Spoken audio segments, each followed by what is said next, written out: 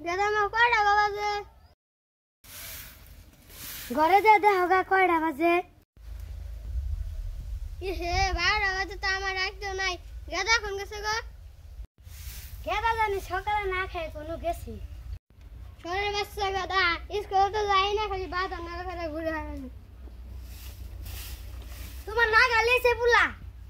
তোমার নানা সেদিন রাশে গেছিলাম তুমি এমনা করলা কে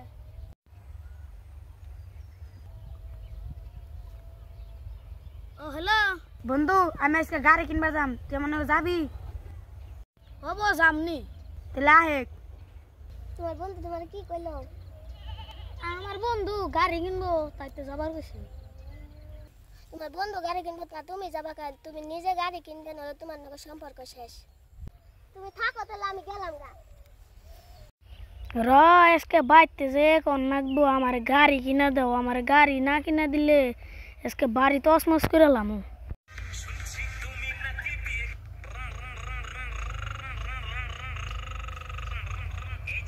আব্বা আমার পয়সা দাও আমি গাড়ি কিনবে যাম তোরা পয়সা দিও না সারাদিন বাবা দাদা ঘুরবি আর পয়সা চাবি কি কইছে তুমি যদি আমার গাড়ি না কিনে দাও আমি বাইতে করতে যামু গা তুই জানা আছে তুই গেলে